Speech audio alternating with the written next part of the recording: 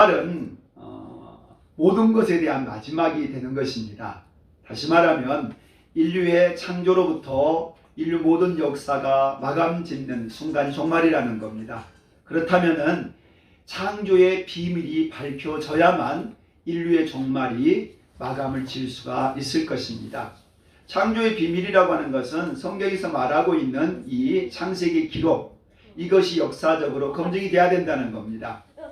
그런데 물론 믿지 않는 학자들이 성경을 증명해 줄 일은 없는 것이죠.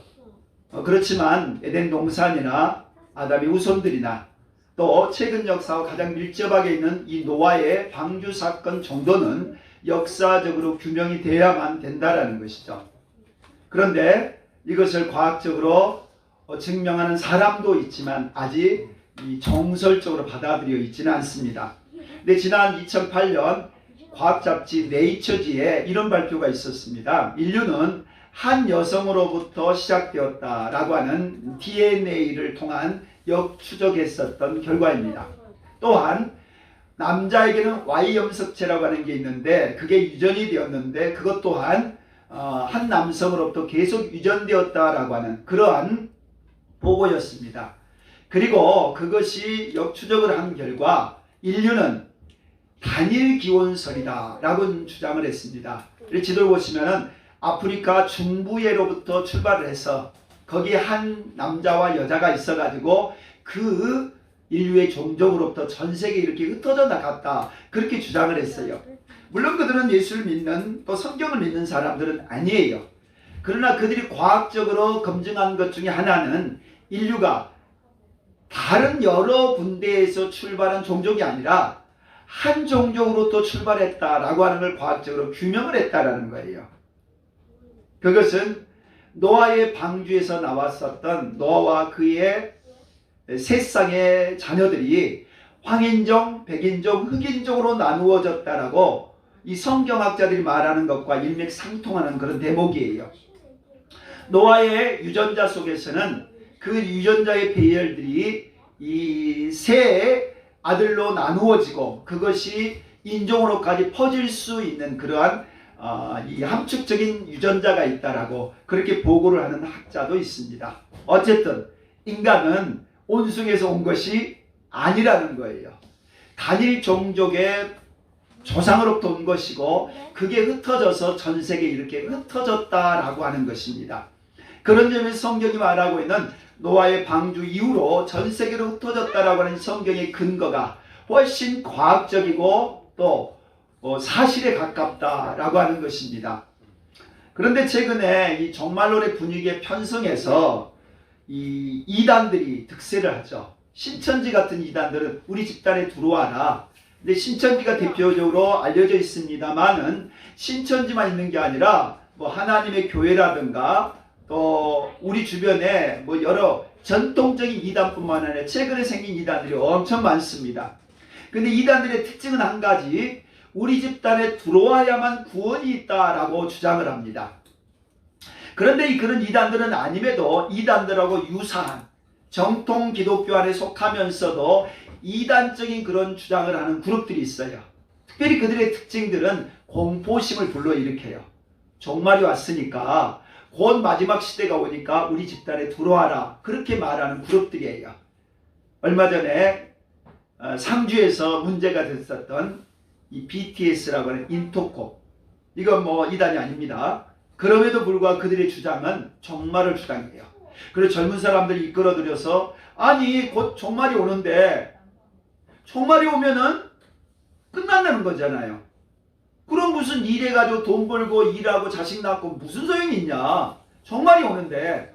그러니까 여기 와서 훈련받고 선교사 나가라 그렇게 주장하는 그룹이에요. 그리고 최근에 젊은이들이 많이 참석하고 있는 캄송교회라고 있습니다. 라이트하우스 기도회라고 하는 것으로 유튜브 보면 굉장히 많이 나옵니다.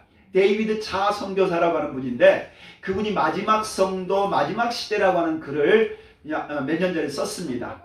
근데 마지막 성도라고 하는 건 이 시대가 마지막 시대다라는 그런 어조의 내용이에요. 근데 유튜브 찾아보거나 글을 찾아보면 저것들이 싹 들어가 버렸어요. 왜냐하면 저거 가지고 이단 시비를 받으니까 거기에 관계된 게 다 지워버린 거예요. 그러나 그 기조는 여전히 가지고 있어요. 다시 말하면 종말이 왔으니까 우리 집단에 들어오라든가, 종말이 왔으니까 모든 걸 그만두고 너는 이것만 하라고 주장하는 것 또한 성경적이지 않다는 거예요.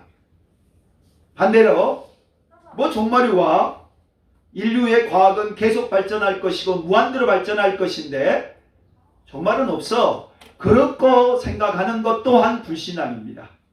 당장 온다고 생각하는 것이나 오지 않는다고 생각하는 것은 절대로 맞지 않는 얘기라는 거예요. 종말의 가장 큰 특징 중에 하나는, 종말은 모든 사람들에게 복음이 전해져야 돼요.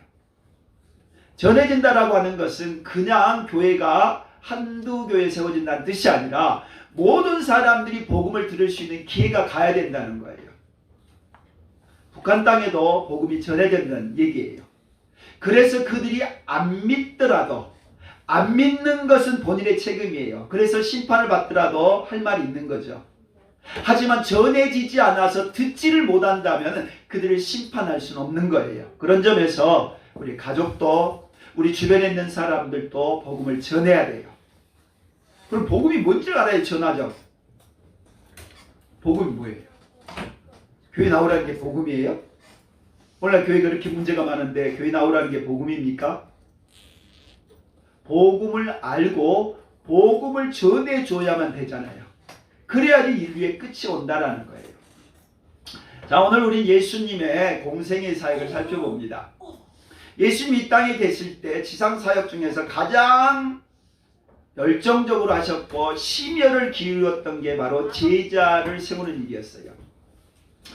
마가복음 2장 17절을 보면 나를 따라오라, 내가 너희로 사람을 낳는 어부가 되게 하리라, 그렇게 말씀을 하셨는데, 바로 이 장면은 앞서 어떤 사건이냐면은 마귀하고의 영적 전쟁을 광야에서 치르시죠. 그리고서는 돌아오셔서 갈릴리에서 천국 복음을 선포하십니다.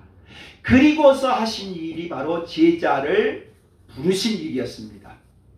예수님은 지상생애에서 33년을 사셨는데 공생애는 3년밖에 안 됩니다. 아무리 예수님이 하나님의 아들이고 그리스도라 할지라도 인간의 몸을 가지고 있는 이상은 한계가 있어요. 슈퍼맨이 아니라는 겁니다. 그러면 시간의 한계 또한 장소의 한계를 가지고 있단 말이죠. 그렇기 때문에 예수님은 집중적으로 3년 동안 핵심적인 전략적인 일을 하신 겁니다. 그게 바로 12제자를 세우는 일이었어요. 3년 동안에 예수님이 제일 관심을 갖고 했었던 것은 제자 키우는 일이었다라는 거예요. 그래서 오늘 본문을 보시면 1절 전반에 예수께서 그의 12제자를 부르사, 그렇게 나옵니다. 몇 명을 불렀다고요? 12명이래요. 12제자. 그럼 예수님에게 12제자만 있었느냐? 아니에요. 예수님은 병을 고쳐준 사람만 해도 수백 명, 수천 명이고 귀신 쫓아준 사람만 해도 수없이 많아요. 예수님의 기적을 경험한 사람은 굉장히 많다는 거예요. 그러니까 예수님 주변에는 예수님을 쫓아다닌 사람들이 많았다는 겁니다. 심지어는 자기의 재산을 다 팔아서 예수님과 제자들의 생활비와 사역비를 대주는 여자들에 대한 얘기가 누가복음 7장에 나와요. 고관의 부인으로부터 귀신 들렸던 막달라 마리아에 이르기까지 예수님 주변에는 그렇게 여성 제자들이 있었어요. 뿐만 아니라 누가복음 10장을 보게 되면 70명의 제자들 2명씩 파송하는 그런 대목도 나와요. 그럼 35짝이 되잖아요. 그들을 전국에 파송을 시키니까 소문이 자자한 거예요. 그들이 예수님의 이름을 전하고 예수님의 이름으로 기적을 베풀고 예수님의 이름으로 병을 고친 일이 벌어진 거예요. 동시다발적으로 전국에 일어나니까 헤롯이 도대체 예수가 누구냐고, 그 예수를 내가 한번 만나보겠다라고 하는 그런 얘기가 나올 만큼 70일의 제자도 있었다는 겁니다. 한마디로 말하면 예수님 주변에는 많은 제자들이 있었어요. 근데 예수님은 그 중에 12명의 제자, 오늘 보니까 우리가 12명 정도 됩니까? 12명의 제자를 부르셨다는 거예요. 그리고 그 제자들을 1절 후반절 같이 읽어볼까요? 예수께서 그의 12제자를 부르사 더러운 귀신을 쫓아내며 모든 병과 모든 약한 것을 고치는 권능을 주십니다. 아멘. 제자를 부르셨답니다. 부르셨으면 뭐하러 부르시는 거예요? 능력과 권능과 치유와 귀신을 쫓아내려고 그런 권능을 주셨다는 겁니다. 그러니까 예수님의 제자로 부르신 이유는 권능을 받으라고, 예수님의 이름의 권세를 가지라고 주신 거예요. 부르신 거예요. 그래야만 능력 가지고 할 수 있잖아요. 이게 제자를 부르셨어요. 부르셨으면 그 다음 어떻게 하는 거예요? 가르치시기도 하고 기도하기도 하고 이제는 전도의 훈련도 받아서 나가라고 파송을 하시는 거예요. 부르셨으면 가르쳐서 양육한 다음에 능력 받아서 이제는 가라고 하는 거예요. 교회도 그렇잖아요. 주일날 불러주셨어요. 주일날 예배를 드려요. 주님이 여러분을 만나 주신 거예요. 그래서 각자에게 필요한 말씀도 주시고 은혜도 주시고 능력도 주셨어요. 그래서 설교를 듣고 기도를 하다 보면 마음에 뜨끔뜨끔해져요. 그리고 감동도 와요. 우리 가족에게 전도해야 되겠다. 나도 병도 고치는 사람 되고 싶다. 나도 주를 위해 살고 싶다. 그런 마음을 준다는 거예요. 그게 우리들 안에 양육이고 우리들 안에 권능을 받는 겁니다. 그럼 여기에 계속 있습니까? 여러분 교회에서 매일 살아요? 그러면 누가 일하고 누가 가정 돌봐요? 그럴 수가 없잖아요. 그러니까 어떻게 해요? 파송을 받는 거예요. 그래서 직장으로 돌아가고 가정으로 돌아가는 거예요. 그래서 거기서 뭐 하는 거예요? 먹고 살라고만 가는 거예요? 아니란 말이죠. 여기서 들었던 말씀, 여기서 받은 능력, 여기서 받았던 예수님을 전하라고 하는 거예요. 그런데 그게 안 되는 거예요. 처음부터 잘 되면은 예수님이 금방 재림하시죠. 전 세계가 복음화 됐겠지요. 근데 안 됐잖아요. 안 되니까 어떻게 돼요? 다시 또 부른 거예요. 그래서 일주일마다 한 번씩 불러서 은혜 받고 능력 받아서 또 다시 가라고 파송을 하는 거예요. 그리고 일주일 동안 열심히 사역을 하다가 다시 불러서 또 양육하고 양육받은 사람 또 파송을 하고. 할렐루야. 아멘. 여기 있는 게 아니에요. 목사님이야 여기 있을 수밖에 없지만 여러분은 가셔야 돼요. 뭐 가서 생업을 위해서 사는 것이 아니고 생업은 수단이에요. 우리의 목표는 뭐냐면 예수님의 증인, 내가 예수를 믿는다라고 하는 것을 어디서 나타내요? 여기서야 다 믿는 줄 알죠. 근데 안 믿는 세상 속에서 드러내야 된단 말이죠. 나는 예수님 믿어. 내 안에 계신 예수님 너무 좋은 분이야. 너도 예수 믿어봐. 그걸 드러내야 된다는 거예요. 그러기 위해서 이 땅에 와서 예배도 드리고 매일마다 매주마다 이렇게 기회를 갖는 것이에요. 예수님은 12제자를 부르신 거예요. 그래서 그 제자를 부르셔서 치유도 하시고 귀신도 쫓으시고 능력도 베푸시고 바다위도 걸으시고 죽은 자도 살리시고 수없는 그런 일을 행하셨잖아요. 뭐 하려고요? 파송하려고. 나가서 전도하라고. 예수님은 영원히 계시지 않는단 말이죠. 예수님은 3년밖에 계실 수가 없어요. 그리고 어떻게 해야 돼요? 예수님 떠나서 이제 가야 된단 말이죠. 마찬가지입니다. 우리도 그래요. 우리도 주일날 예배 드리고 나서 세상 가운데 가야 된다는 거죠. 두 번째, 예수님은 이 제자들을 부르셨는데 그 제자들이 친인척 또는 동네 친구들 또는 가족들이 많아요. 우리 2절 말씀 같이 읽어볼까요? 2절. 예, 2절. 시작. 베드로라는 시몬을 비롯하여 그의 형제 안드레와 세베대 아들 야고보와 그의 형제 요한. 형제란 말이 몇 번 나와요? 두 번 나와요. 그러니까 형제 시간이 두 쌍이 있다 이 말이죠. 베드로 형제가 누구라고요? 안드레 동생 말합니다. 야고보의 동생은 누구고요? 요한. 예수님의 12제자가 또 그룹으로 나누어져요. 가장 가까이 있는 3명의 제자가 또 있었어요. 근데 그 3명의 제자 중에 이 베드로와 야고보와 요한이 3명의 측근이에요. 그리고 나머지가 9명인데 그 9명이 2명씩 또 묶어집니다. 그리고 44절을 보면 빌립이라고 하는 제자가 나오는데 이 빌립은 안드레와 베드로와 한 동네 베세다 사람, 요한복음 1장에 나오는 내용입니다. 그러니까 빌립도 친구예요. 이게 다 형제 또는 친구. 근데 이들의 나이는 20대에서 30대 초반에 젊은 청년들이었어요. 베드로는 결혼했지만 다른 사람들은 결혼하지 않았어요. 청년들. 예수님도 30살밖에 안 됐지만 예수님의 제자들도 20대의 청년들이었다는 거예요. 그들을 부르셔서 제자를 삼습니다. 그런데 놀라운 것은 그 제자들 중에 형제도 있고 친구도 있지만 또 하나는 전혀 이질적인 물과 기름과 같은 그런 제자들이 있었습니다. 그게 세리 마태와 열렬당원 시몬이라고 하는 제자입니다. 세리 마태는 뭐예요? 세금 징수원이에요. 다시 말하면 우리 일제시대 때 일제 치하에서 순사 노릇하고 공무원 노릇을 했다는 거예요. 그럼 우리 민족 감정은 어떻게 봐요?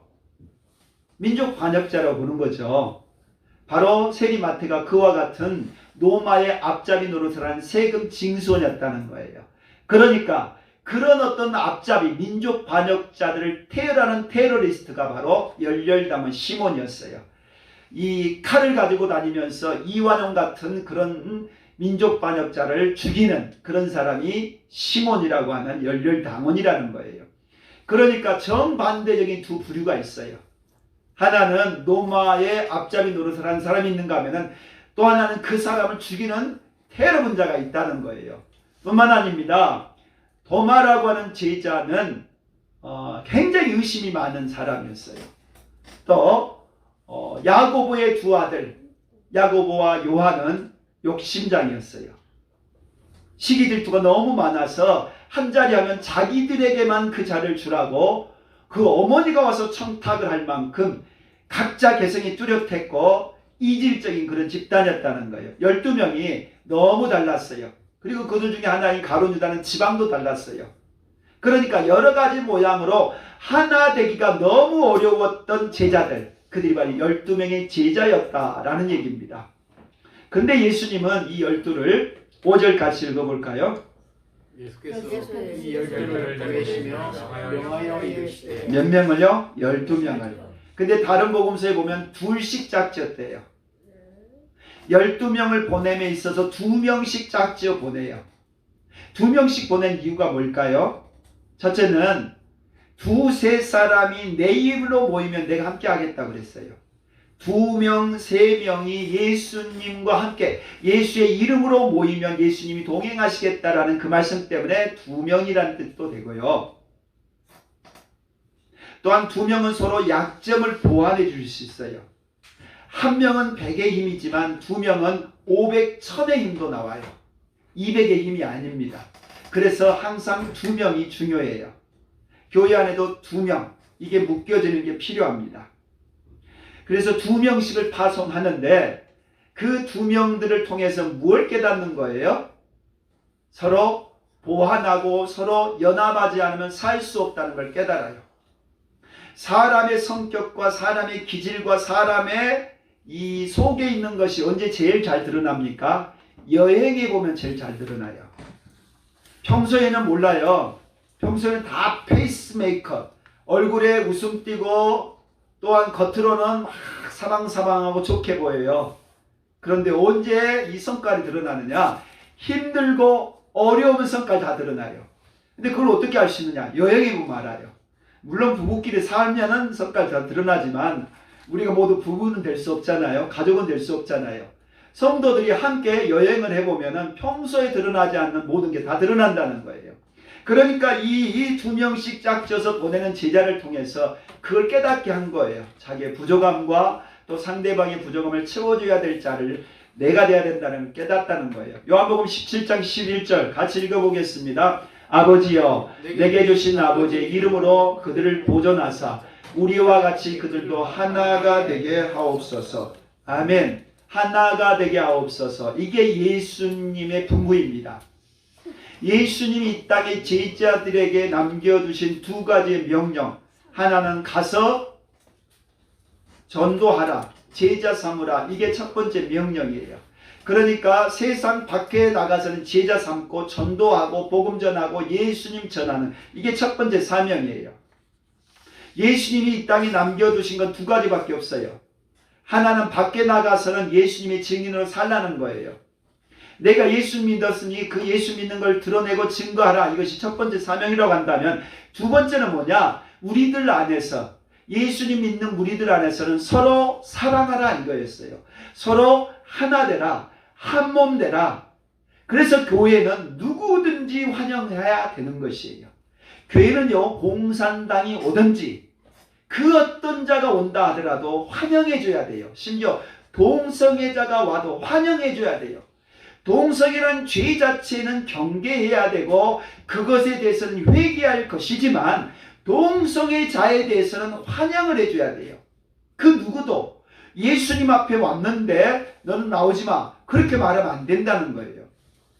왜냐하면 예수님은 우리를 서로 하나 되라고 말씀하셨기 때문에 그래요.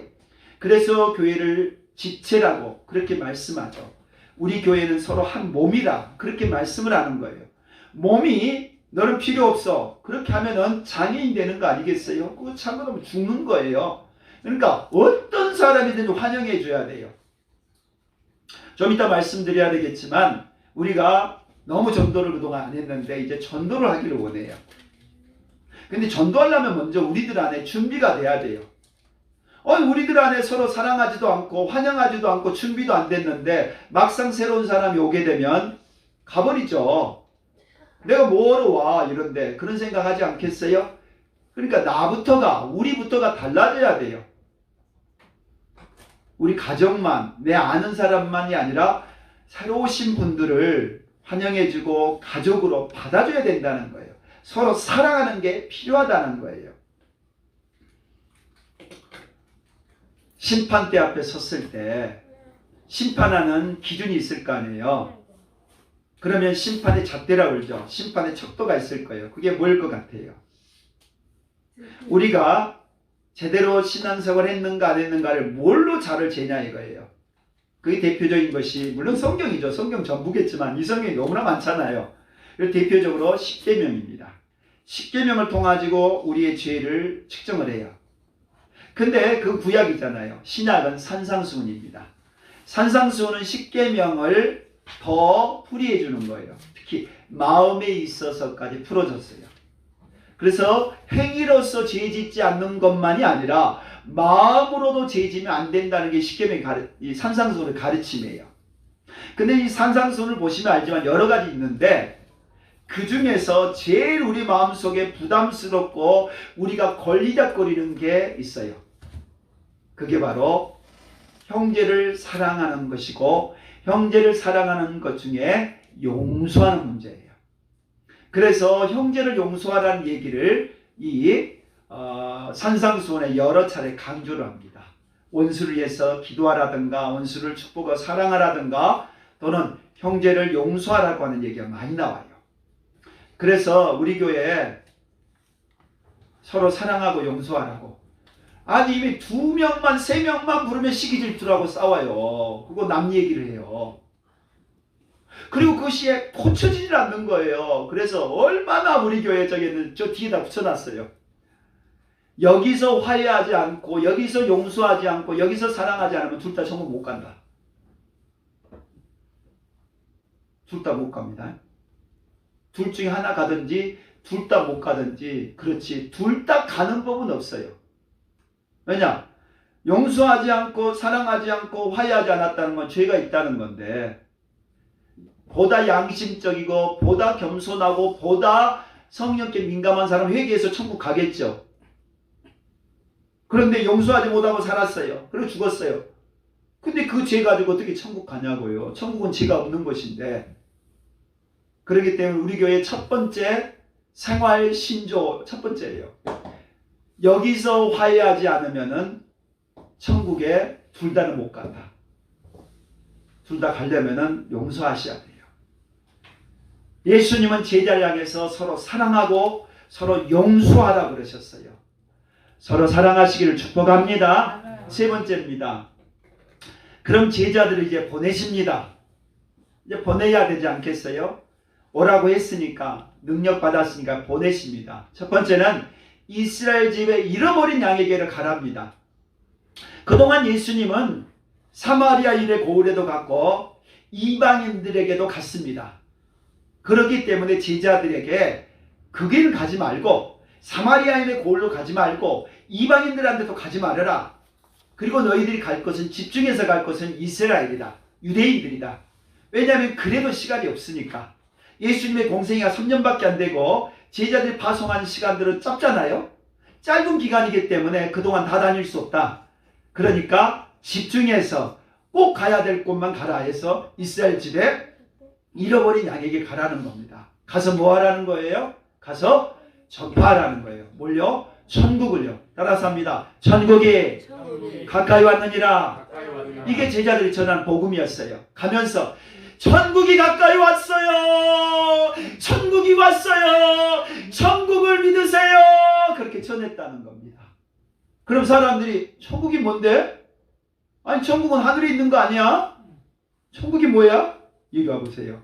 혹시 아픈 데 있어요? 아픈 데 많지. 그래요. 내가 기도해 줄게요. 그래서 기도해서 병이 낫고, 귀신 들려 막 발악을 하고 막 난장 피는 사람한테 예수님으로 귀신을 쫓아주고, 또 가정에 어려운 문제가 있으면 기도해서 풀어주고, 그 일을 했다는 거예요. 그게 뭐예요? 천국이란 말이죠. 말로만이 아니라 천국을 보여줬다는 겁니다. 사도행전에 들어가면 천국 얘기가 안 나와요. 사도행전의 사도들이 한 일이 뭡니까? 예수 믿으세요 라고 전해요. 예수 믿으세요. 너희들이 십자가에 못 박고 너희가 죽였던 나사렛 예수가 부활했으니 예수 믿으세요. 사도행전 이후로는 예수 믿으라고 그래요. 그럼 뭔 차이가 있어요? 천국이 가까웠다라고 공생애 때는 얘기를 했는데 예수님 죽고 부활한 다음에는 예수 믿으세요 라고 바꿔집니다. 이 말은 천국은 곧 예수님이다 이 뜻이죠. 천국이 예수님이에요. 나 천국 보여주세요 그게 아니라 예수님이 내 안에 계신 그 마음속에 천국이 계신다 이 말이에요. 우리가 천국 복음 전하시기를 축복합니다. 예수님 전해야 된다는 겁니다. 10절 말씀 같이 읽어보겠습니다. 이는 일꾼이 자기의 먹을 것 받는 것이 마땅하니라. 아멘. 천국 복음 전하래요. 근데 전하러 가면서 당부하기를 돈 주머니에 돈 없이 가고 신발도 2켤레 신지 말고 옷도 단벌옷만 가지고 지팡이도 하나만 가지고 그야말로 맨몸뚱이로 가라 그렇게 말을 해요. 전도하러 갈 때 아무것도 가지지 말고 그냥 혼자 가라 그 얘기입니다. 그러면서 한 얘기가 걱정하지 말래요. 먹을 것도 준비되어 있고 잘 곳도 준비되어 있고 필요할 것 다 채워준다는 거예요.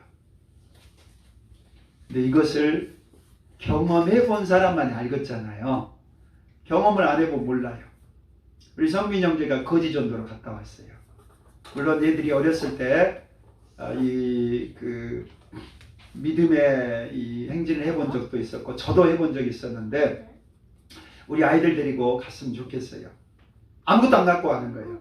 핸드폰도 카드도 돈도 없이 그냥 갈 때 차비 하나 가지고 간 거예요. 뭐 쩔쩔쩔 굶고 올 것 같은데 안 그래요. 안 그래. 그러니까 내가 세상에 대한 끈을 포기하니까 그 다음부터 하나님이 개입을 해주셔요. 그래서 먹을 것도 주고요. 잘 것도 주고요. 그렇게 해서 돌아오게 해요. 요즘 하도 세상이 험악해서 요즘에는 좀 달라지긴 했지만 어쨌든 그게 거지 전도라는 거예요. 다시 말하면 예수님을 믿고 예수님을 신뢰하게 되면 예수님 먹을 것을 주더라 라고 하는 것입니다. 그래서 오늘 본문에서 뭐라고 합니까? 귀신 쫓고 병자 고치고 하는 것도 말씀하시지만 그것은 간혹 일어난 일들이에요. 어쩌다 일어난 일들이에요. 근데 매일매일 일어날 일이 뭐예요? 먹고 사는 것은 매일 일어나야 돼요. 근데 제자들은 돈이 없잖아요. 제자들은 옷도 하나밖에 없잖아요. 아무것도 가진 거 없잖아요. 그럼 어떻게 해야 돼요? 하나님께 기도할 수밖에 없는 거죠. 근데 하나님이 그렇게 먹을 것도 주고 입을 것도 주고 잘 것도 해결해 주더라는 거예요. 그래서 저런 젊은이들이 젊은 날 저렇게 전도를 하고 복음을 전했다는 거예요. 오늘도 선교 현장에 그런 일이 벌어져요. 왜요? 하나님만 의지하기 때문에. 제가 동일소망 선교에서 북한 선교학교를 지금 이제 한 2주 정도 남겨놓고 이제 마감을 짓고 있어요. 거기에서 지금 이 3권의 스터디를 하라고 합니다. 그래서 이 3권을 지금 제가 읽고 있는데 다 읽은 다음에 여러분들에게 드리도록 할 테니까 읽어보세요. 저는 그동안 이 북한 탈북자들이 얘기를 들으면 좀 뻥이다. 또 그 중에는 이 브로커 비슷한 사람들도 있었거든요. 특히 이제 북한 자유연대라해서 여기 와서 삐려 날린 사람들이 있었잖아요. 아니 삐려를 날린다라고 하는 건 모르게 해야 되는 일이잖아요. 근데 동네방네 소문내고 해요. 왜요? 그렇게 해야만이 북한을 싫어하는 사람들이 후원을 해주거든요. 전 세계에서 후원이 들어와요. 그래서 박상학이라고 하는 그 사람이 그 짓을 했어요. 그러다 보니까 정말 순수한 마음으로 북한에 이제 거기다가 돈도 보내고 또 USB에다가 이 복음도 드리고 성경책도 보내고 그렇게 보내거든요. 풍선으로. 근데 그런 사람들도 이제 못하게 된 거예요. 그것도 이제 물론 잘못된 거라고 저는 보지만은 어쨌든 이 도민소망 선교에서 이제 그 탈북자들에 대한 얘기를 하는데 이 얘기를 들으면서 이걸 썼었던 이 이영주 집사라고 하는 사람은 이 북한에 2번 끌려가요.